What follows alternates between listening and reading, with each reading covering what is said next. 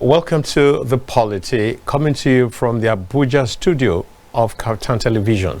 My name is Dayo Omogun, and like I say all the time, I'm very excited to be here because I do believe that our program is impactful and will leave you impacted, positively, of course. I do believe that at the end of this program, you'll be better informed, enlightened, educated, and then your spirit that's a little bit wonky right now will receive some light and life, and you'll be in a better spirit. It's important to me personally that your day doesn't go just drab. And so that's why whenever I show up on this program, I tell you that better things are about to happen. Better things are in the offing. Yeah, it doesn't matter how your day started. It doesn't matter where your day is right now. But I can assure you that if you just stay tuned to this program, you'll be a lot better for it. Thank you for tuning in. Tell your neighbors that it's happening on Kaftan TV right now, and they can afford to miss out. Now, so like I said before, my name's Dayo Omogun. We're starting straight away today. There's no delay, no waiting for any guest. My guest is ready. My guest's been ready for like 20 minutes back now. And so I'd like to welcome Ben, one and only Ben Agunloye. Welcome to The Polity. Good afternoon. It's my pleasure. Good afternoon to the house. All right.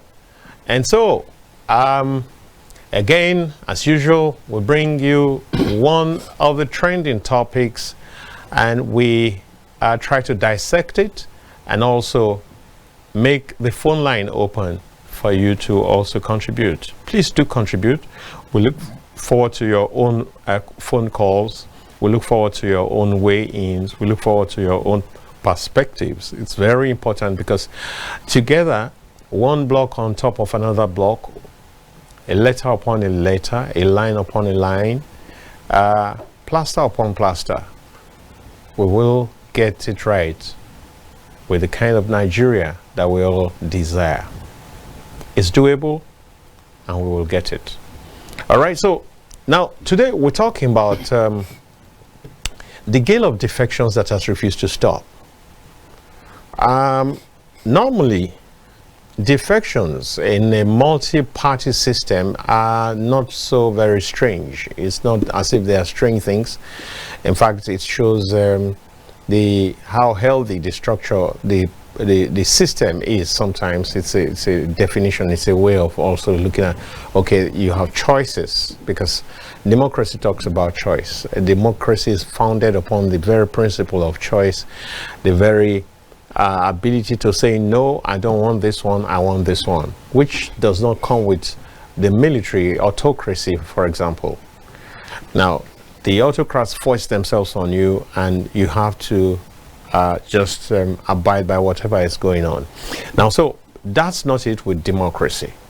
And so one of the finest elements of democracy is the fact that you can choose. Now, when it now looks as if the choice is being made in a particular direction, then it calls to question whether there are pressures, whether there are factors that are causing that to happen. Because what we have seen in the last few months is the fact that there are defections only, like 90% of the time, into the ruling party. And that, many commentators, many analysts have said, is very unhealthy, because it tends to take us to the place of a one-party system. Now, we've said all that for months, but it has only gotten worse. Because as we speak, right now, it looks like everything is put in place for the governor of Adamawa State, Fintiri, to move from his PDP into the ruling party, the APC. To prepare the ground, 13 lawmakers of the State House of Assembly have already moved to that party. The Speaker himself of the House of Assembly has moved, and I guess a few other persons.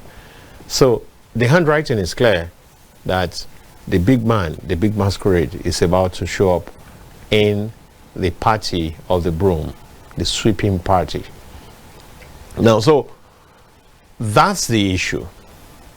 Nobody is saying don't defect, but why is it consistently a defection from here, not to a court party, except in the case of Osun State Governor, not to ADC, but to APC? We've had governors upon governors upon governors who keep defecting, and it's just that's in place. Recently, we had the case of the Kano governor, Engineer Abba Yusuf, who also defected, and that gave his principal, his political principal of many years standing, Engineer Rabiu Musa Kwankwaso, a whole lot of worry. He didn't hold back in expressing his worry. So that's what we're talking about today. Why is it so? What are the other issues associated with that? What are the possible consequences for the polity as a whole, for the party, for some other big players in the system, and for the persons themselves? Because you see, we're talking about, don't we have I mean, I don't know, is there no idealism in all of this? So I'm sure that my guest is ready. Let me start by asking Ben, is it, do you think this is just one of those things? Is it normal to have a consistent flow of people from other parties going to a particular party? Is it that there's some honey there that's attracting the bees? Or what exactly is happening? Well, we need to look at it this way. Number one, I think in our long-drawn political debate in the transition to the Third Republic, one of the conclusions that came hard and fast was the fact that our politicians and political gladiators are almost the same. And so they came up with, Babangida came up with the idea of a little to the right, is a little to the right, a little to the left. Yeah. Which means there are no real conservatives, there are no real socialists in our system. And because you are so close to the center, then crossing becomes very easy.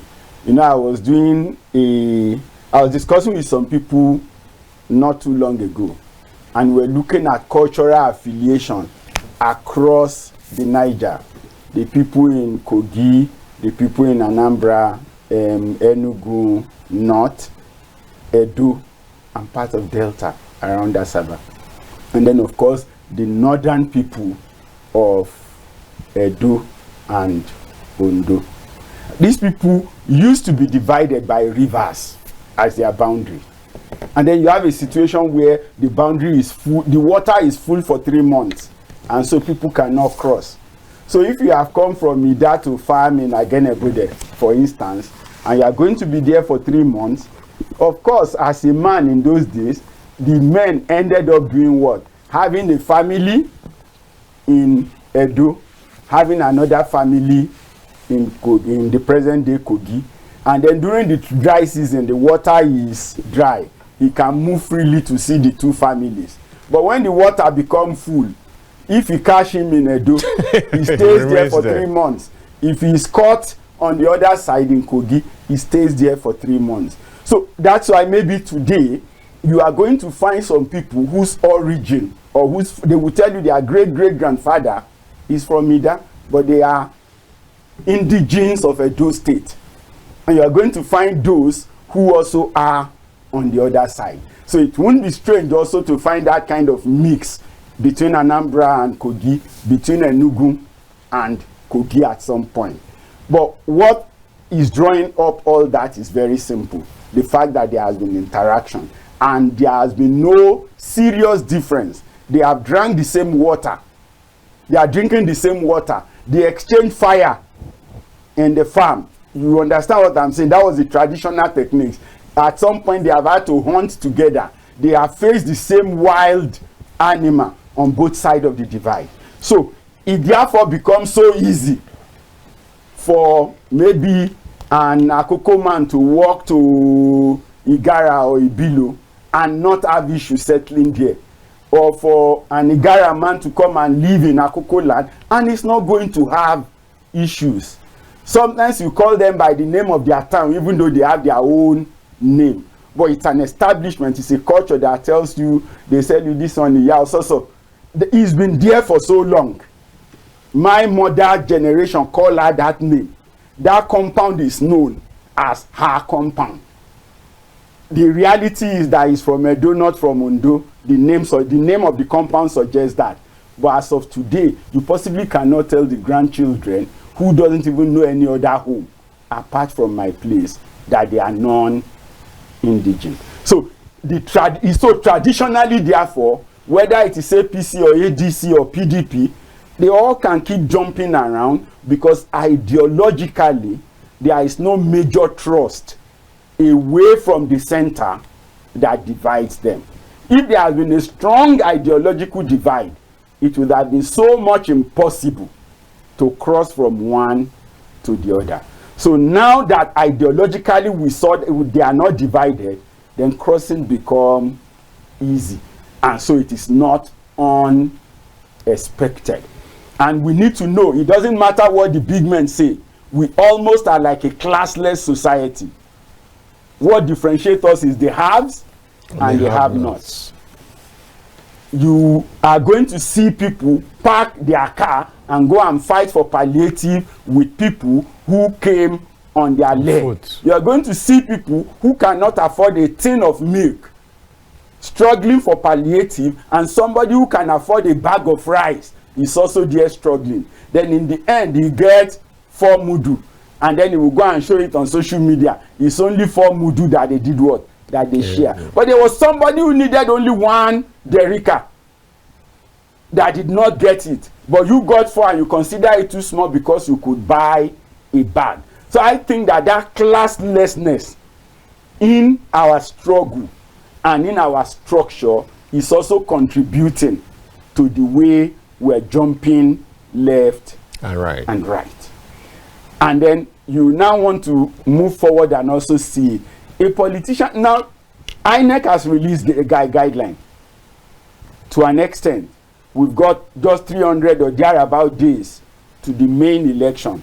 Party activities are already happening. Parties are already doing their congresses. And a lot of structures are being set. But the PDP is not able to do much. And so you expect a sitting governor, particularly those who possibly want second term, or those who are on second term who wants to go to the Senate, to remain in a party where they are not sure what will happen, even if they get the mandate. Zamfara is still fresh in our memory. Zamfara in 2019 had a clean sweep for APC. But the court said the party in the state was not well organized and the primaries were not done according to procedures. And so declare all votes to APC wasted. And of course, PDP got everything, clean sweep, 100%. So the PDP members who were there then, who had been beneficiary of that a state where you did not win, a state where you possibly didn't even do so much campaign because you are outnumbered, you were able to get victory, 100% victory, because certain things were wrong within the party internal dynamics. You are now in PDP and you are seeing that internal dynamics. And you are seeing the struggle for the soul of the party. If indeed you have ambition, or you want your efforts to count and not be wasted like it happens in Zamfara in 2019, you would definitely not want to remain in the PDP. Of course, you will cross over. Where are the opposition heading? They are headed to ADC. But even in the ADC, as we speak, can we actually say that the party structure in itself is intact? The answer is no. There are struggles in some states, in Kogi, in Edo, and some other states like that, as to who are the real members of ADC and who are those that are coming to hijack their party. Some of the old members are using that word. The new guys are coming to hijack. So it tells you that somewhere in the near future, there might also be trouble in ADC. So why do you want to run away from PDP? Because you are afraid that the internal crisis may not be resolved, and then you are heading to another party where the crisis might be higher. It's going to be a case of jumping from fry pan into the fire. And that's why we could see office holders, apart from maybe most of those from Labour Party, heading in the direction of the APC, because they think that, okay, this house, see, this structure looks relatively intact. And there is always that saying that you are better off being at the tail in the company of lions than being at the head in the company of sheep. Because if the predator come, everybody in the company of sheep can be what? Can be gone. But not many predator will go and hunt a company of lions. All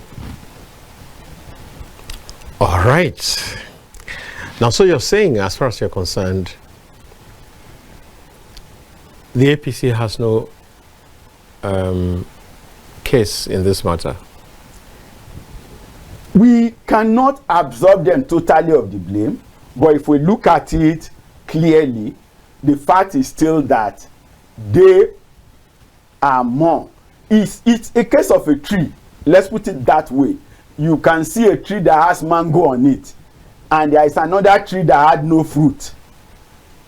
Bring students to the road, right? No matter how thick the bush is, wait for one day, what would happen?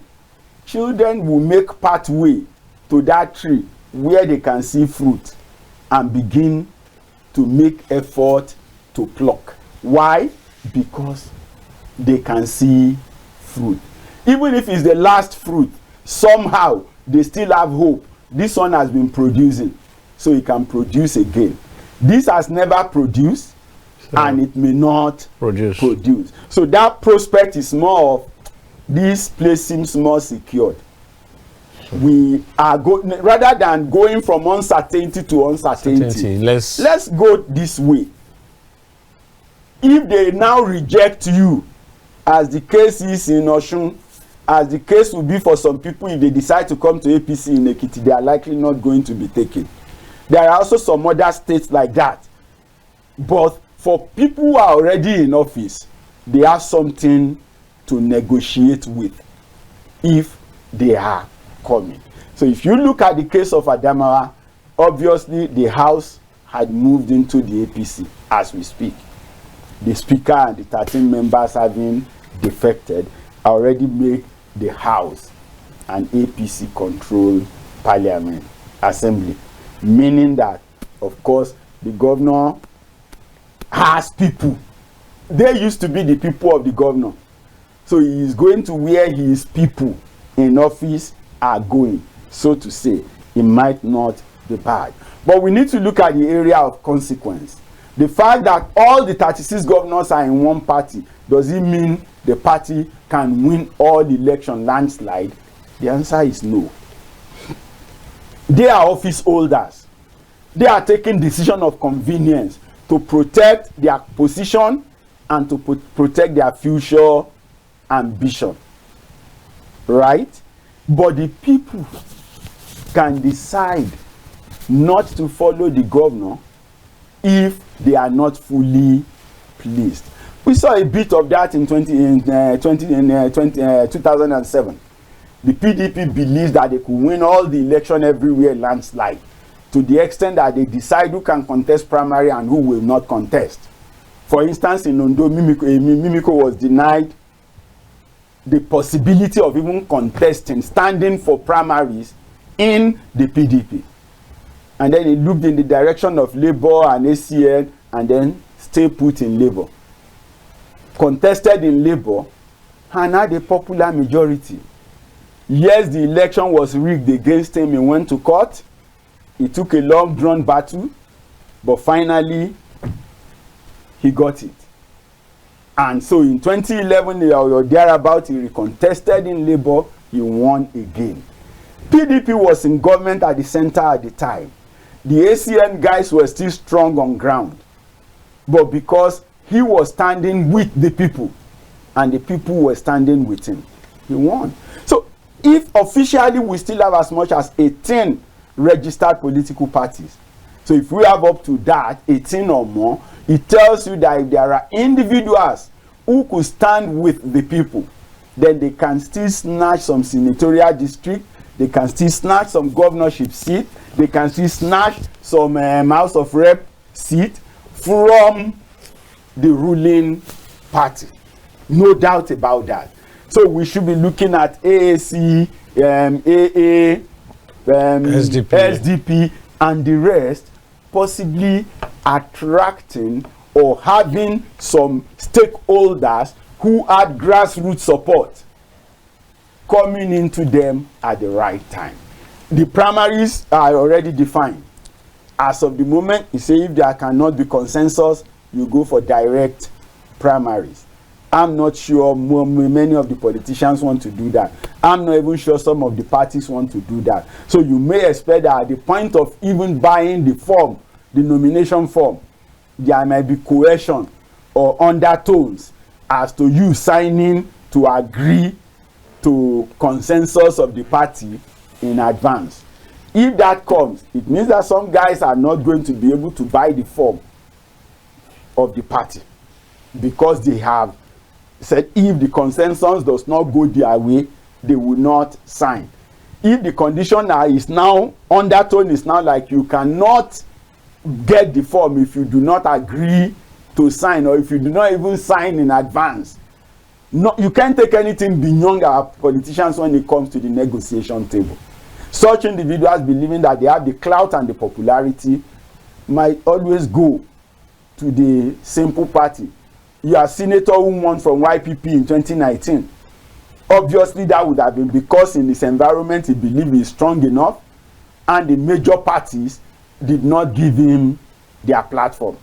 And so he went to look for a YPP, went to look for whatever party, so that his name can be on the ballot. And then the people supported him. So if that has happened before, it can happen again. The level of emancipation of Nigeria in 2007 is far from what it is today. But in 2007, we had people contesting away from the major political parties and still winning. Edo was as good as a PDP state all round, and then the opposition was AMPP or was APP and later AMPP. But Oshomole came in there as AC candidate and eventually had the crowd on the election day. He felt the election was rigged. He went to court. The court did justice and gave him the victory. The same happened in Ekiti. There was AD, there was AC, and there was obviously the PDP.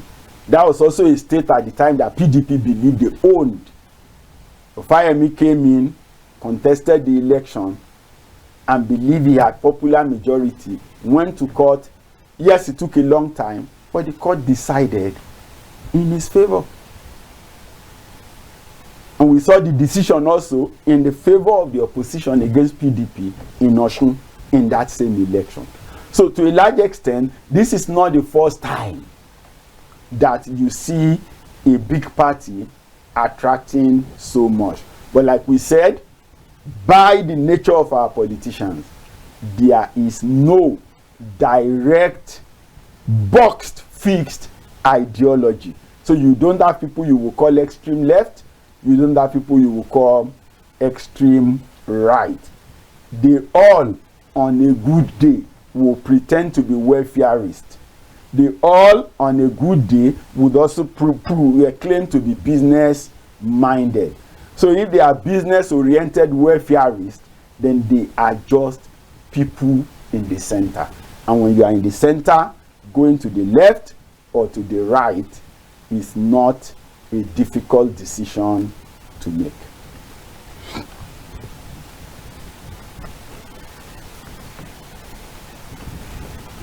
Yes, sir. Yeah.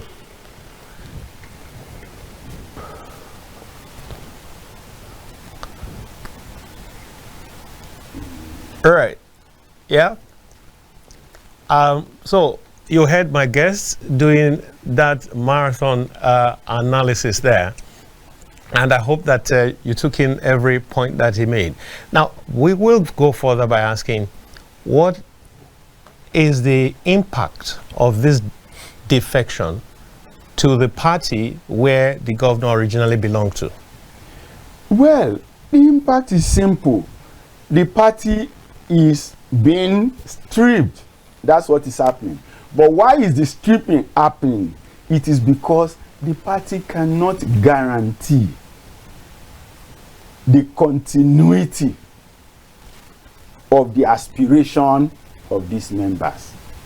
And that's why they are leaving. Now, perhaps we want to look at in the future that, okay, now because they have won on the platform of the party, but they are afraid that the party will not be able to put them forward legitimately in the next election. And for a politician, what is most important is always the next election.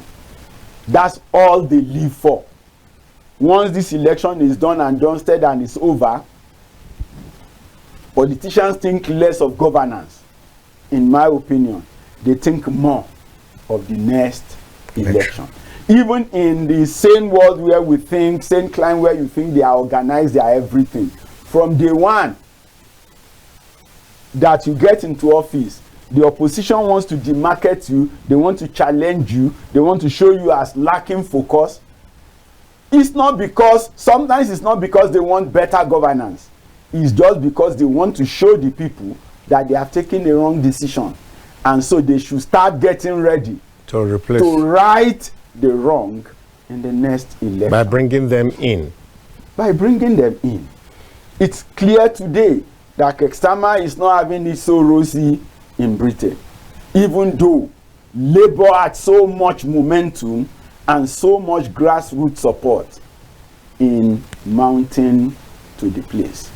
But of course, that would also buy some tenants to the fact that when you talk about government would only learn or is only taught by the culture and tradition of the people. Labour tends to be liberal or to be on the left, so to say. But the British people are majorly on the right. So it means that for you to rule them, you need to connect with the people. Now, in 2002 election, was it? I remember people on the front pages of newspapers in Britain telling Tony Blair that he has become more conservative than the Conservative Party. He has become more conservative than the Conservative Party. But what has happened is Tony Blair had adjusted to understand what the nation requires to run and was beginning to live by that standard. And so it wasn't just ideology, it was now about governance, moving the people to where they want to be in the manner that they should what? They should get there quickly and easily. And so, irrespective of what the campaign was, he still won the 2002 election. Back then, I remember, until possibly in 2006, he needed to now make that agreement to say, look, I am running for only one more time. And that happened, and of course, his preferred successor in the party, Gordon Brown, came to finish that term that he said he wasn't even going to run more than. And unfortunately, Gordon Brown wasn't able to convince the people with the right vibe to win the next election. The Tory party came back.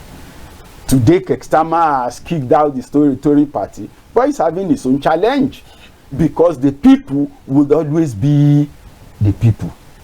And so politicians will need to adjust. Where there is rule of law, where there is proper conduct, it is them who should adjust to the people, not the people adjusting to them. That is it's very solid point that you have just made. And when do you think, or why is Nigeria, the Nigerian populace, the Nigerian electorate, not that way? We are not yet that way. Number one, because we possibly also run a system of government that does not resonate with our culture. We are a parliamentary people. Nobody can fault or prove that wrong. We have family head. No matter the tribe in Nigeria, there is a family head that to an extent, even if there are recalcitrant among the family, majority would defer to somebody as the family head. And beyond that family, he will be recognized. There is the clan head. There is the quarter head.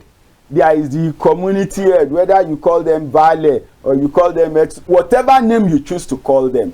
Across the nation, we have things like that. Even the Southeast, that some people who came over, they are not. Why is there issue of Ezendigbo everywhere that they go? It means that we all look up to somebody, not by democracy, not by the presidential fiat, no, but a process of emergence by which somebody become like a cultural leader or a traditional leader or a family head. That's the way we run. That's who we are. And that makes presidential system relatively alien to us. Yeah, some people say we are multi-ethnic. That's the issue. The multi-ethnic nature that we are, right? In Ondo, we possibly have only one local government, right? That is Ijo. But we've had a government in this regime where more than half of the political appointees from Ondo State were Ijo. In this nation. Because it's presidential system, the president can afford to appoint anybody. We also have a time when, of course, you have Igbos from the Southeast. And somebody was telling the Yorubas in Kogi and Kwara, you are Yorubas. There are already Yorubas in places you cannot be given position. Don't even aspire. And when he was told, don't aspire to lead the PDP because you are Yoruba. But the truth is that when he was there, then from North Central. But he's Yoruba, isn't it? Yes, but he's from North Central. Yeah. He's from North Central. The position was zoned to the North Central. Not to allow him to contest. If the North Central people feel he's Yoruba and they didn't vote for him, that is okay. But telling him he cannot contest, when it is zoned to the Southwest, would he have qualified to contest? In the same regime where that was pushed very hard, Okiro is an Igbo man. But he was taken as DIG to represent the South-South, while Onovo represented the Southeast. So on the board, you have two people that speak Igbo. But about the same time, you were pushing back that Yoruba cannot represent the North Central. Whereas this particular Yoruba being referenced was from the North Central. They are from the North Central. So they don't have any other home. Talking geopolitical zone. Yes. So you will realize that if you have left some of these things, maybe to some form of parliamentary system of decision, the practical reality is that if his people in Kogi West want him for that position, they'll push him forward. And then it's left for others to now say, okay, we prefer this candidate over you, but not somebody talking him down because you have presidential power. Not somebody talking him down because you have governorship power. It will be a case of where you are popular with your people, you are elected and you go to the parliament. you can become a cabinet minister, you can become whatever. Not that you have lost election, rejected by your people, and then somebody make you a minister representing the same people who have rejected who do you not recognize overwhelmingly in the election. Or even outrightly bringing somebody who does not have any political base to represent the people. I would always say it, Segun Agaga does not up till now have an electoral ward or membership of the PDP in Lagos State. But for 8 years he was minister representing Lagos. At what point was he meeting with the party members? What constituency does he go in Lagos to get information and do? Oh, some might say he's a technocrat. Yes, he's a technocrat, but that post he's earning was not designed for a technocrat. It was designed for Lagos State representation. How well did he, in his 8 years as minister, represented the people of Lagos? So you will see that because we are running a system that is alien to us, we are running a system that did not agree with our culture and tradition, we're definitely going to have issues. If you look at the just concluded FCT election, for instance, I think for the first time you had a party who said, okay, let's have all the candidates to be indigenous of the FCT, because there are indigenous people of the FCT. Sure, yes. And they can go to Niger or Benue or Kogi or anywhere, or Nasarawa or Kaduna to contest as chairman. This is their land. And so overwhelmingly, when you gave them the choice, they are, maybe for me, the FCT people tends to have been more of traditionally PDP. Because even in places where PDP did not have candidates, we will discover that they still voted PDP. For PDP. Where, of course, they didn't have enough information that there is no candidate. So, basically, the culture and the tradition. So the people see it more, this is our own. So it is now not an issue of the party. It is an issue of this candidate. This is the one that is an indigene. All right, now let's go a little bit off what we're talking about and push this indigenship whatever thing a little bit. Now you find out that in Lagos, for example, that had the same status with the FCT in times past. You had this situation also where people from other places got elected and represented the people. One classical example, it has to do with what's the name of this actor who represents Surulere? Is this Surulere West or something? You know who I'm talking about? Yes. Yeah, and he's still in the House, if I recall. He's still in the House of Assembly right now. Yes. He's not a Lagosian. He's from the southeast. He is. I think maybe he's the mother that is southeast. Desmond Elliott is from Lagos. Desmond Elliott is from Lagos. Segun Arinze is from Lagos. Maybe they are mixed blood. Maybe their mothers could have come from outside. But the practical reality we want to look at about Lagos is slightly different from the case of the FCT. How? And I would explain that. Before you even cited Lagos as maybe federal capital or whatever, there have been people who moved from as far as Niger to live in Lagos. The Kakpa people had been in Lagos long before the end of the slave trade. So it has been a mixed environment. But no doubt they have been able to establish the fact that there are indigenes. There are indigenes, yes. Yes, but there are also citizens that are recognized. A Jakonde, all his life lived like a Lagos citizen. In fact, as a matter of fact, when Jakonde was governor, no, he's from Badagry. Jakonde is from Kwara. Even originally from Kwara, and even his deputy when he was governor, Jafojo, was also not a Lagos indigenous. Jafojo, okay.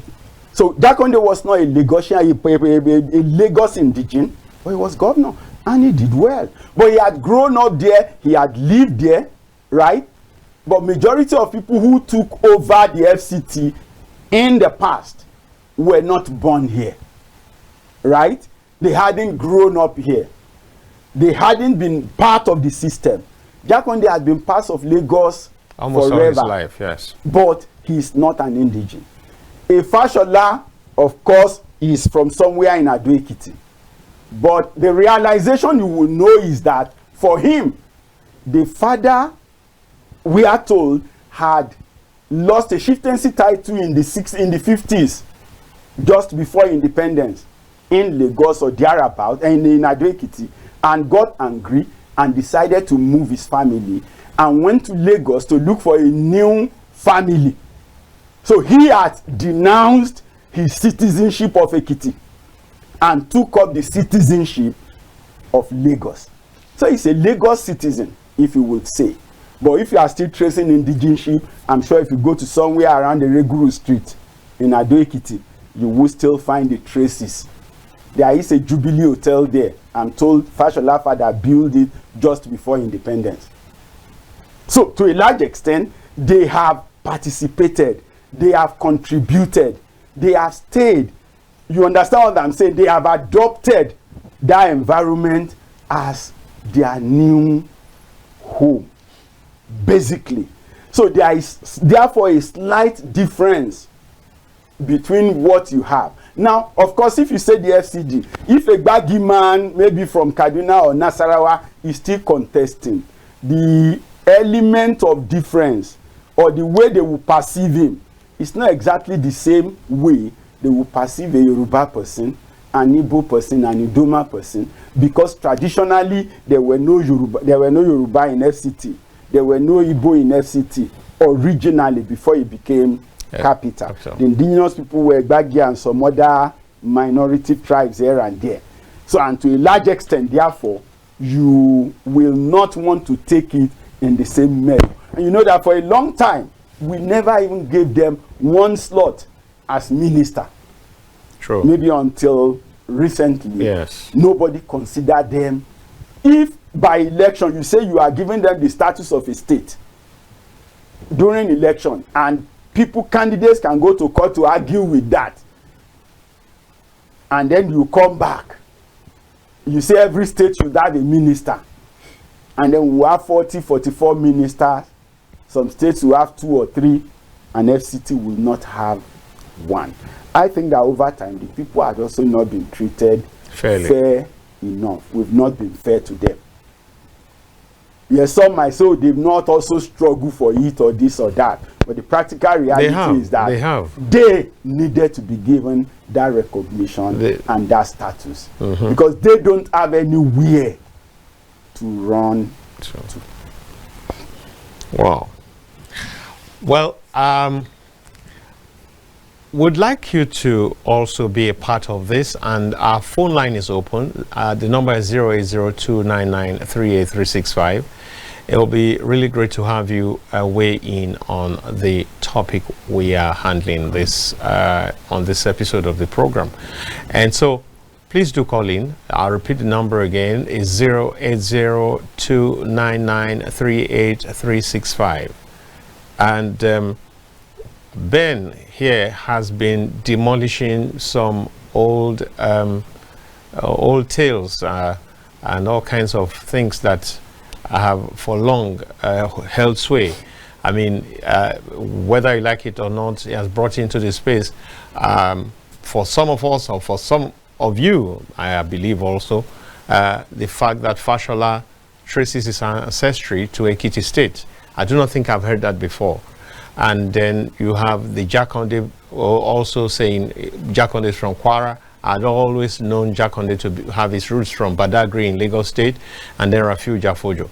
Well, so maybe all of us have to go do some research after this program. You know, that's why I told you at the beginning of the program that when you come on this show, there's a whole lot of education, there's a whole lot of enlightenment, and that's part of it that you've just gotten.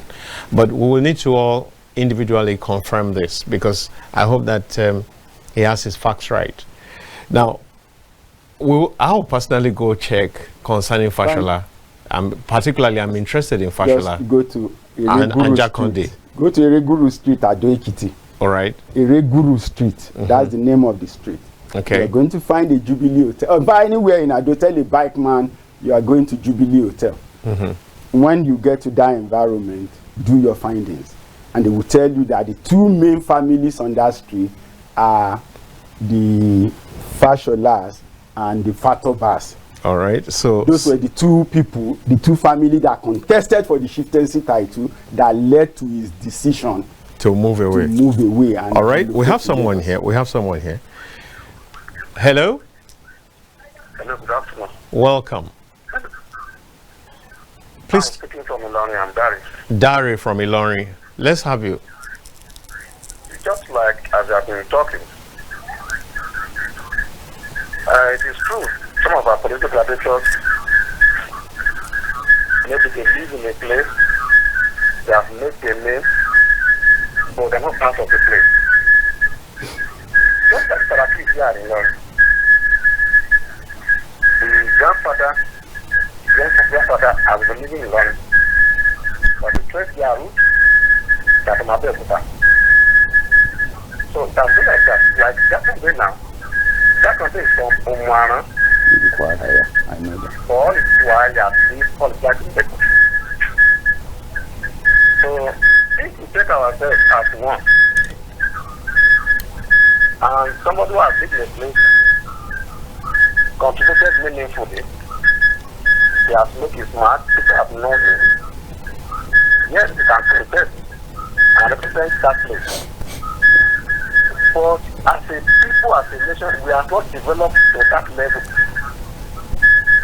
And that's why we can't accept somebody coming from elsewhere to take the slot of the people here. So it will take some time before we mature to that level. Thank you very much. Thank you so very much. Thank you, Dari. So that lends credence to some of the things that my guest has spoken about. He has also added to the list Saraki, saying that Saraki's grandfather lived in Ilorin for a long time. They grew up there and all that, but their ancestry is traceable to Abeokuta. Well, a whole lot then is coming out courtesy of this program, and I'm glad that you're tuned to the program. Dari, thanks for calling, and we do hope that we can have many more calls that are very educative also, that contribute to the knowledge that we can garner from this program. All right, so, and just in case you didn't get the number, it's 002993835. You were going to say something. Yeah, I was going to say back to Adamawa. Okay, yes, let's go back to Adamawa. The fact that when Atiku left the PDP for ADC, yes, he did not carry his people along, left much to be desired. Is it not that they had been having issues before then? They had drifted apart before then. Now, the fact that he left alone, that's what I'm saying, yeah, and couldn't have anybody. No, look at the case in Kano. It was the governor who was leaving. Yes. Right? There is division. The deputy governor possibly didn't agree to go wholly because he still wants to be loyal to Kwakwaso. There are elements of the Kwakwasia group who are also not interested in following Okay, thank you. Hello? Hello, welcome to the Politics. Hello, good afternoon. Yes, you're welcome. This is Fidelis Otiga calling from Rivers. From Rivers? Go ahead. What happened to you, Fidelis? Please do call back. Would like to have you. Yeah? So you will see in that case that the rumbling, the discussion across board, you could see that there is still an organic support for this particular individual. And that's there. So you want to look at Nasarawa as Adamawa as Atiku's home state, yes. And number one is one of the people who should fix the PDP. Having been a foundation that's member, history now. having been a vice president, a governor He was governor-elect originally for the party before maybe walking away from it in what the court termed political death. Because he did not resign, he did not hand over, he just walked away. He became vice president. And I think that the court at the time, the judge at the time, when they needed to justify why his deputy should take over, and the way and manner in which he walked away looks like having died politically.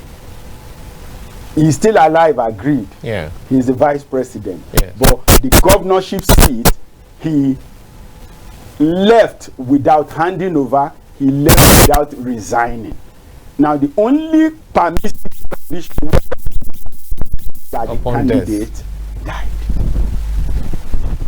So, except he is now laying credence to the judge pronouncement that in Adamawa, he, Atiku, is politically dead, but physically alive. Because otherwise, you would have expected that even if there were issues everywhere, he should have been able to manage his own base and make it a launch pad to the rest of the nation. I'm sure you remember that when Obasanjo was BOT, his boss, it was the same kind of situation that led to the downfall of the party executive, where Onyorola was secretary. What happens was straight. There were 2 or 3 PDP chairmen in Ogun State.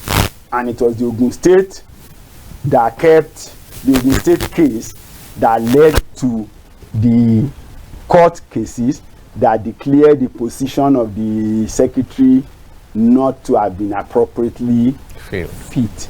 So when you look at it, when leaders, because at that point you have a group that was loyal to Izigbenga Daniel, you have the group that was loyal to Obasanjo, I guess you have a third group. So at the same time, the PDP had like 2 or 3 different chairmen in Ogun State. That's within the period of 2007 to 2011 or thereabout, at which time Baba, the former president, was the BOT chairman.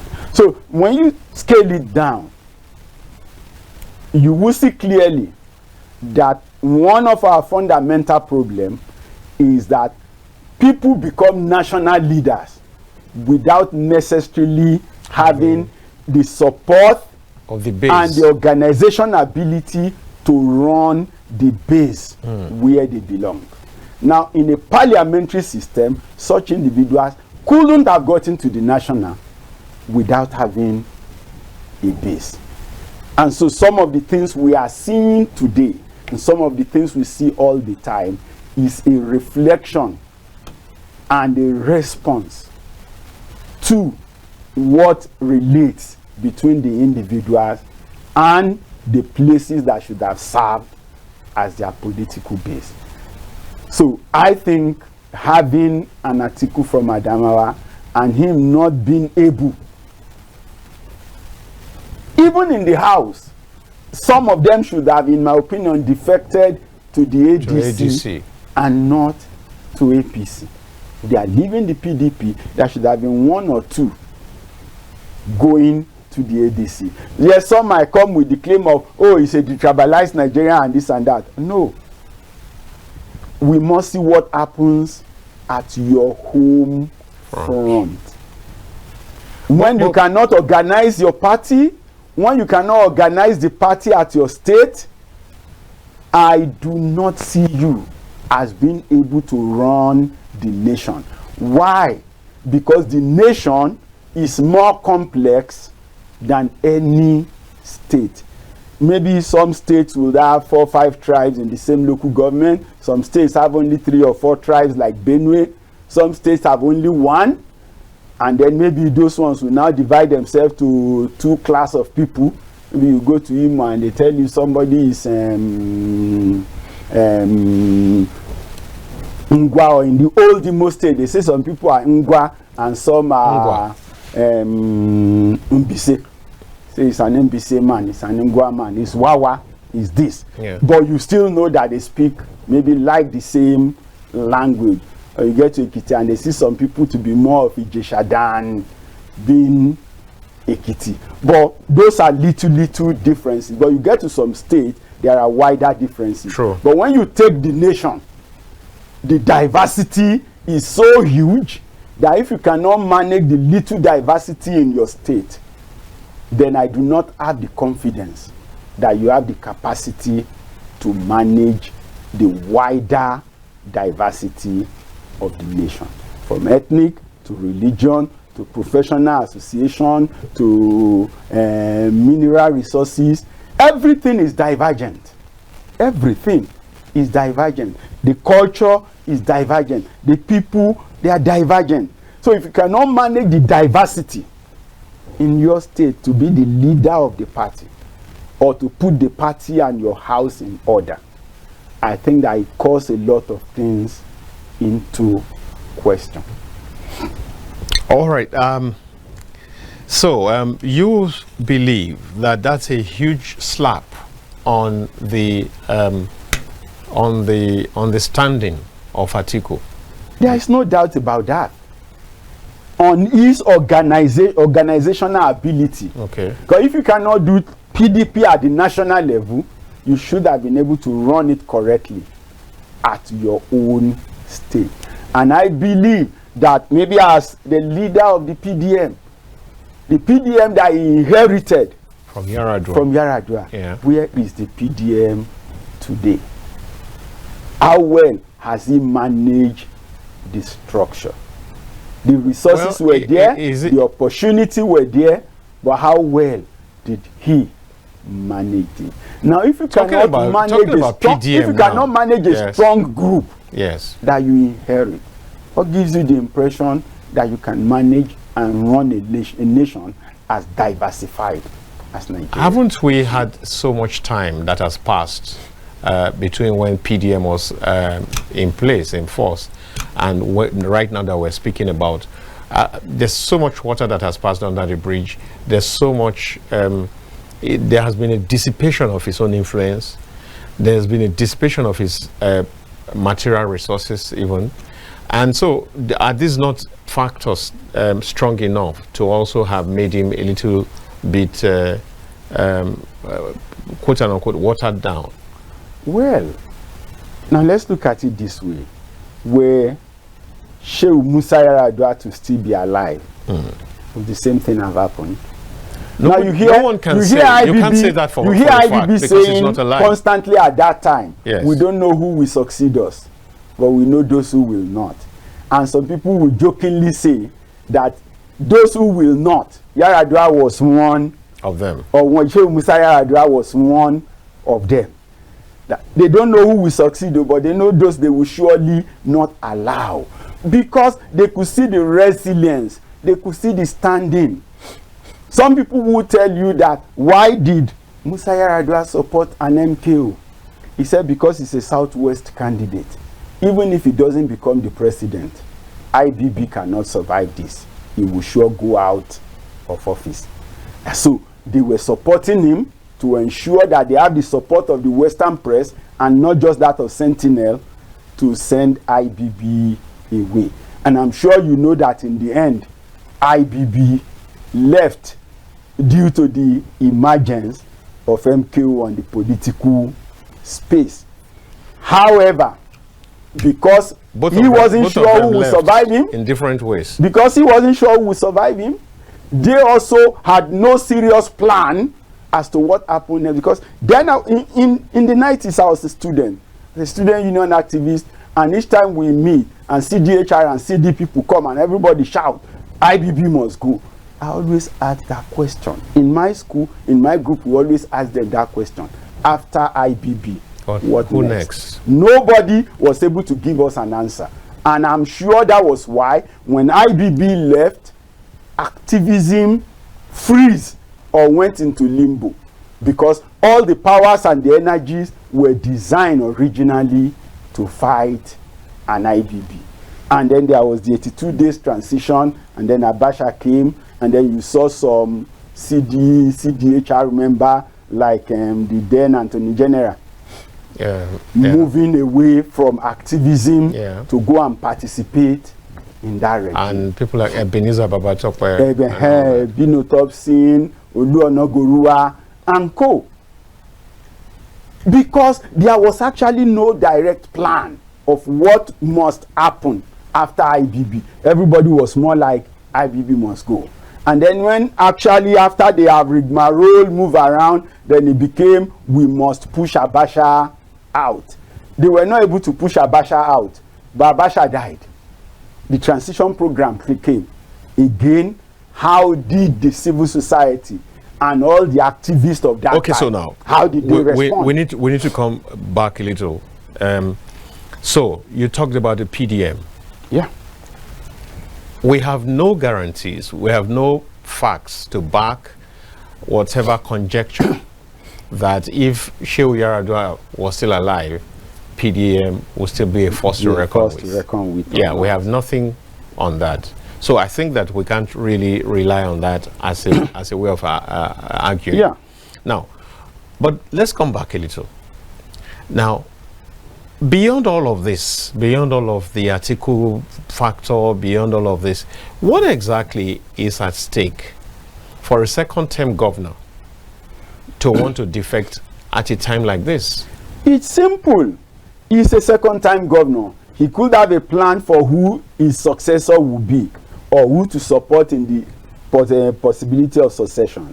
He also might be interested in coming to the Senate or have any other future political aspiration. Now, as it is today, they are in a sinking ship, so to say. And so if you are in a sinking ship or you are in a flooded hull, you become more like an internally displaced politician. So the right thing for you is to begin to look for a place that can accommodate you temporarily so that you can continue to dream your dream and pursue your vision. Now, that's one. And if you ask me, that is a genuine enough reason to go. Now, those who don't want them to go, now for the House member, there is no limitation of term. Exactly. Which means they all can continue to contest. Yes. And like we said, the governor can decide to go to the Senate.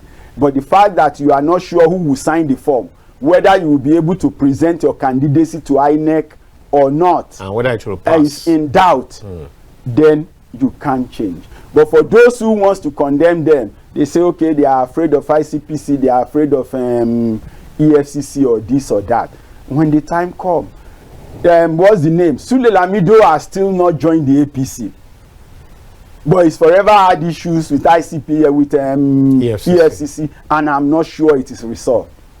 And nobody has taken him to jail or has killed him.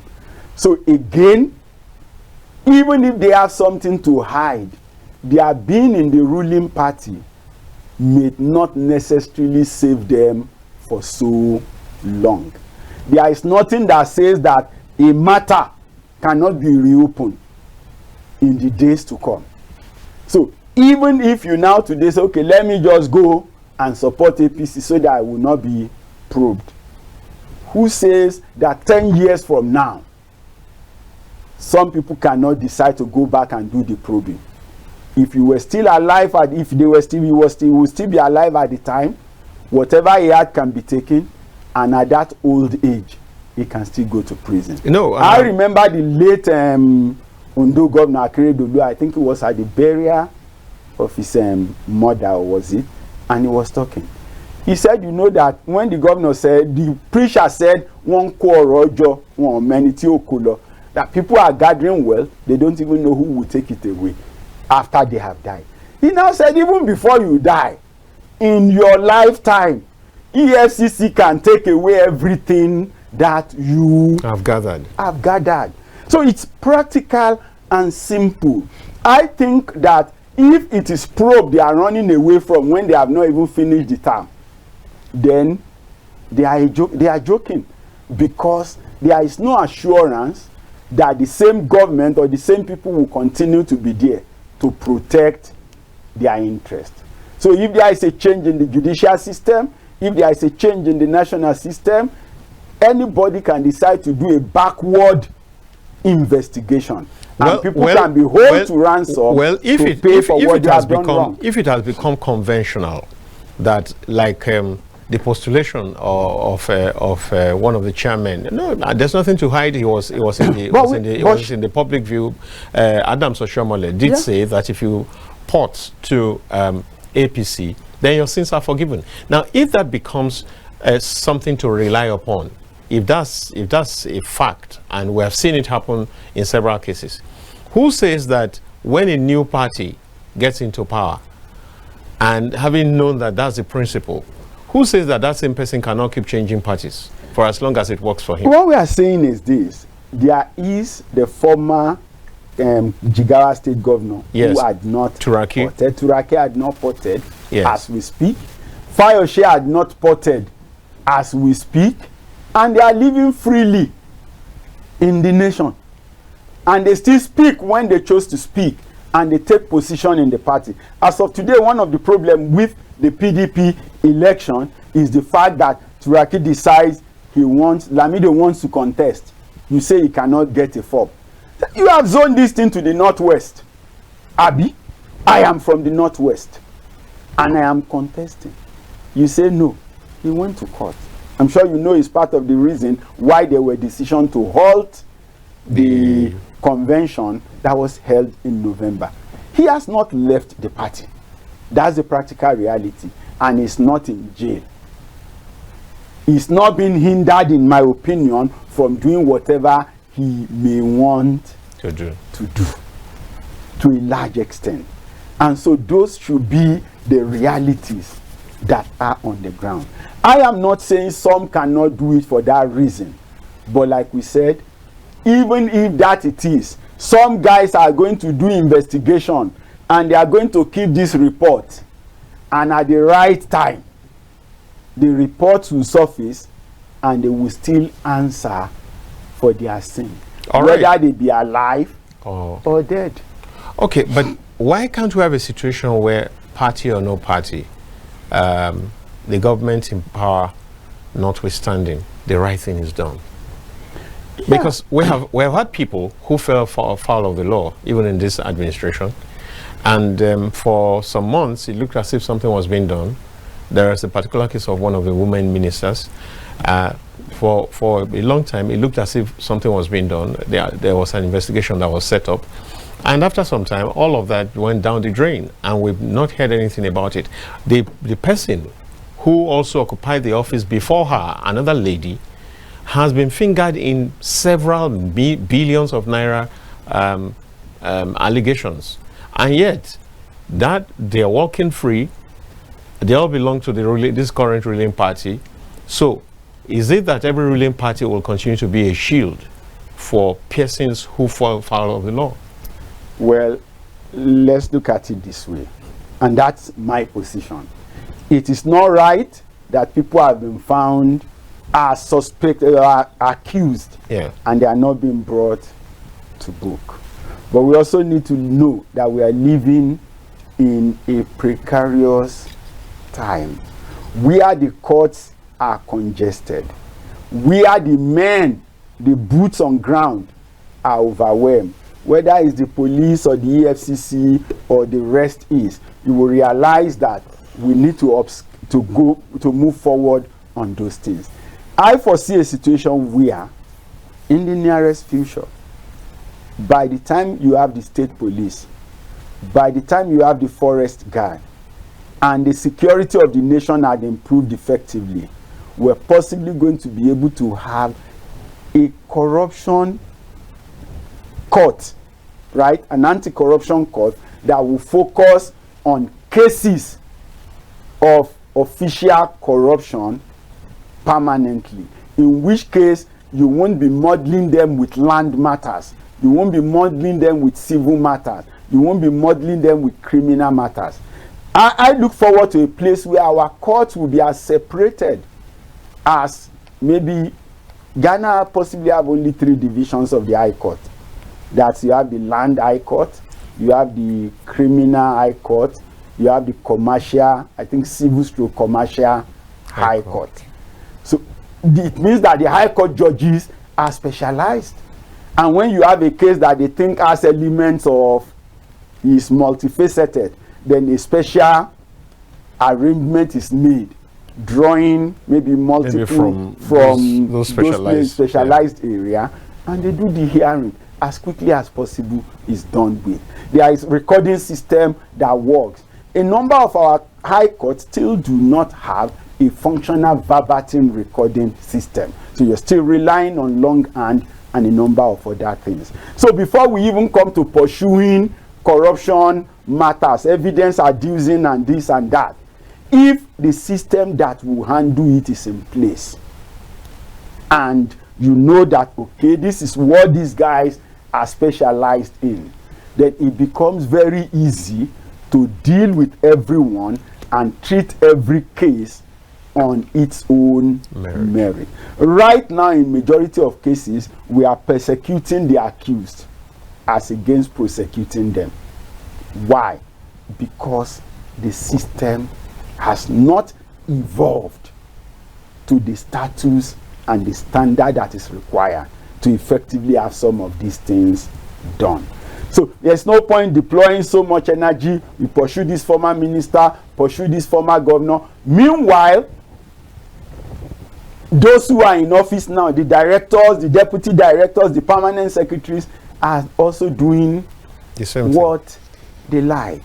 So I think that number one, we need to have a cutoff point. Focus on the people who are in office, who are still in service right now, to prevent them from doing what is wrong, while at the same time gradually dealing with the backlog of evils that had happened. But if we leave the current people in office, if we leave the current civil servants, if we leave the current appointees and office holder in the name of pursuing those who are already out of office, the chances are that we will continue to pursue and will never catch up. Because those who are in office now, if we don't monitor and manage them, we will make sure that prosecution is impossible. Because the money that should be used for the maybe courtroom recording, maybe the technology that will make the process to be fast, will not be provided. The sittings and the hearings that should come up with proposals and recommendations that will lead to maybe the existence of constitutional court, maybe the existence of anti-corruption court, at the level of the high court, they should exist. They should be specialized. Now, this is your position that the current ones should be dealt with. Sure. Then you can now touch some of the backlog gradually. Gradually. Now, whether backlog, whether current, which of them is being tackled right now in the current dispensation? Well, in my opinion, I do not have an helicopter vision of what runs in the system. But if we're going to go by the little work that the National Assembly maybe you shouldn't bother about a helicopter vision. No, when we maybe do, just let's use when we do the car that's vision. what I'm saying. Let's look at maybe from the view of the National Assembly. Right. A lot is not being well done, and they are actually not doing their oversight function. So at least if the National Assembly can sit up, then we should be able to get better results. The rules are there, the procedures are there, the regulations are there, but the operators are not keeping to it. And I think, in my opinion, the National Assembly is not doing enough when it comes to their oversight function. You listen to the last, maybe the ongoing current budget defense. Somebody will come and say, oh, no capital votes have been released for 2025. For a whole year. It shouldn't be when they come to the National Assembly it becomes an issue. That should become, it should come to their notice. It should have been something that by middle of last year, they themselves should have raised. The committees should have noticed that and should have raised it. But they have not. They did not. Rather, they are attending trainings sponsored by the organizations they are supposed to oversee, they are supposed to do oversight for. They are there. You say you have launched, is it 2,000 tractors? And then the minister is saying they have not distributed it.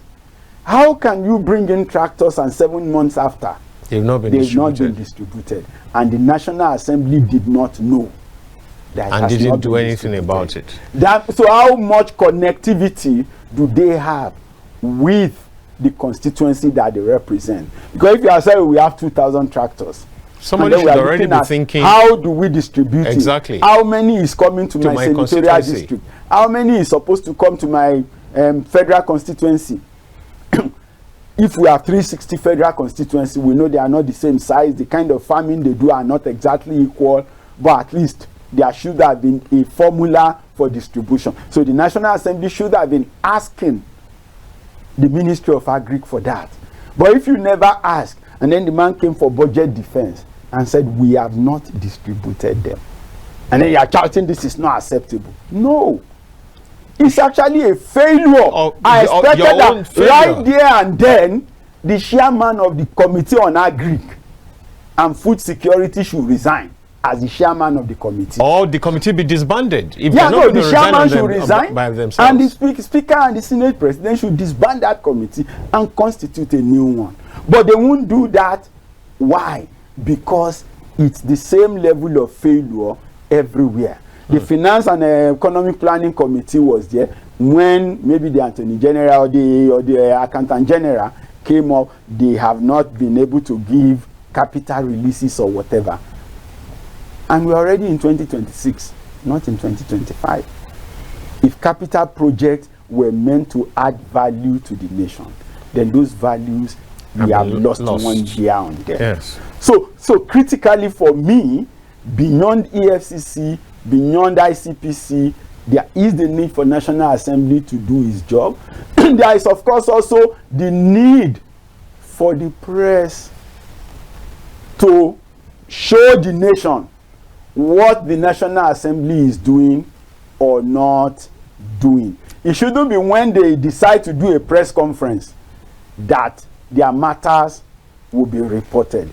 It should be that this should have been their oversight function, but they are not doing it.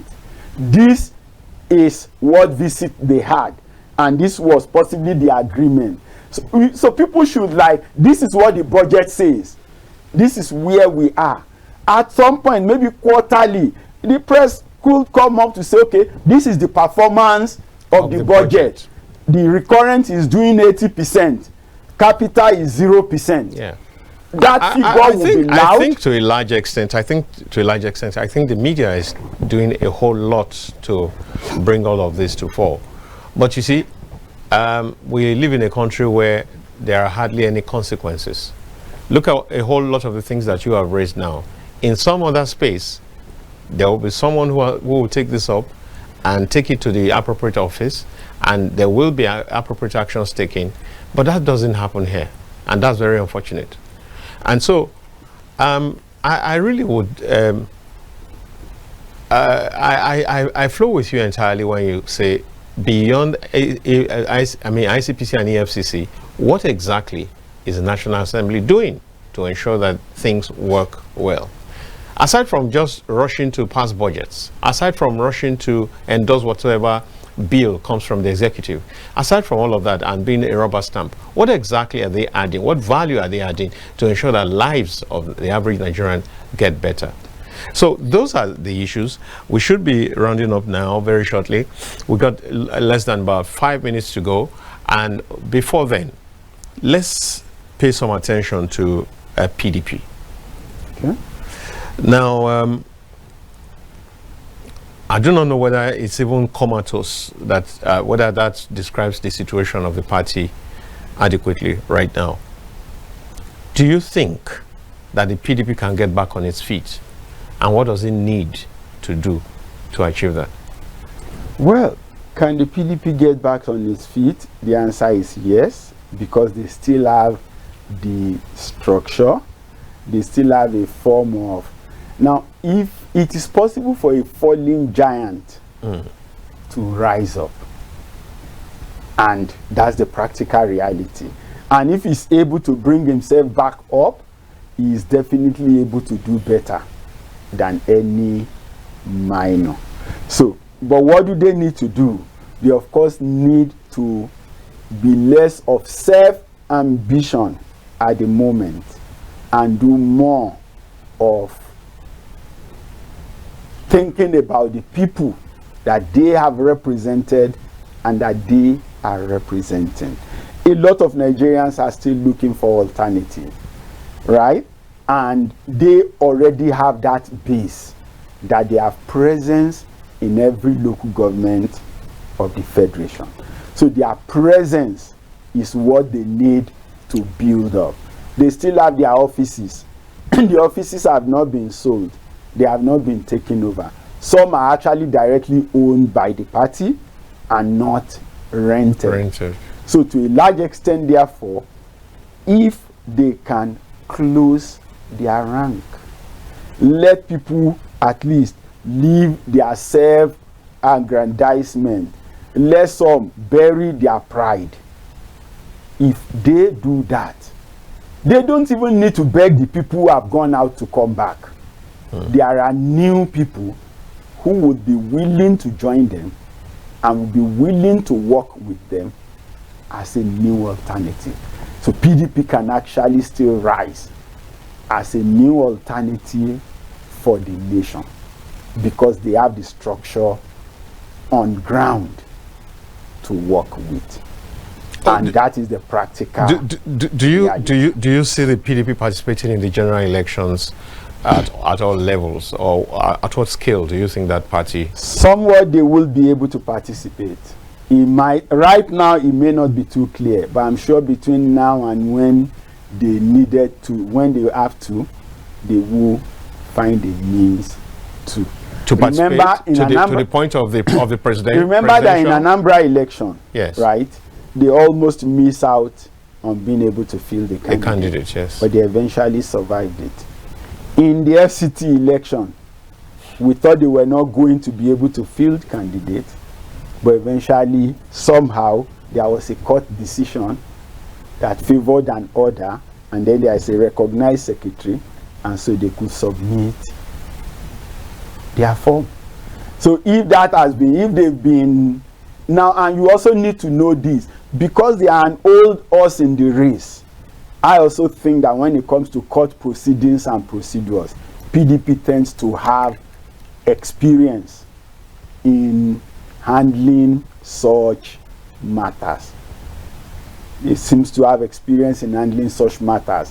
You could have seen the court changing the candidate from PDP to another PDP member, but not giving the mandate won by PDP to another party.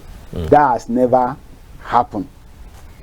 That they agree, your votes are wasted. They've never had wasted votes in any election where they have a candidate up until now.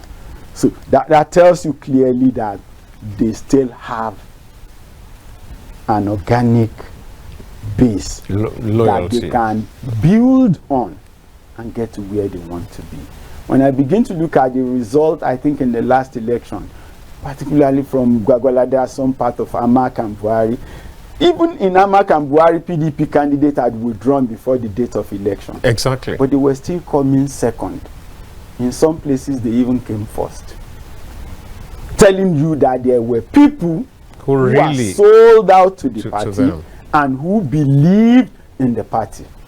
And so if they can manage to organize at the center, they will still have the grassroots. So the problem right now is that of leadership. Yeah. At the center. At the center. So they can fix that. Because imagine that even the one that was won by the PDP in this last Saturday elections, the man had to also now shift, defect to the APC. Apparently seeing that the party wasn't really going to be able to fend for him or for his people. We wouldn't know what exactly it is, but of course you know that the local government was keenly contested. The results were possibly the closest, I think 22 to 17,000 as against maybe 40 to 20, as against 17 to 9 elsewhere. So to a large extent, I think that the party just needs to fix its structure at the national, and then it can build. He only needs all the others bases will begin to fall in place because they still have it there. Wow. I still tell them, apart from ATA, ACA, from APC, I'm not sure any of the party making noise can challenge PDP in most of the states if PDP actually have a united front and a candidate. All right, we're going to leave it there. We're going to leave it there today. And it's a huge thanks to Ben Agunloye. I say all the time that you've got a depth of historical resources with which you deal with your analysis every single time that you come. And I must say kudos for that. Thank you very much. Well done, thank you. And I also want to say thank you to the production team. Thank you everyone who has made this possible. Whether it's the editors, every single one of you. Thank you so very much. Cameramen, you know, the MCR people, thank you very much. And I also want to say thank you to you, dear viewer, for staying tuned to Kaftan TV. You are very much loved. It's bye-bye from me. My name's Dayo Omogo.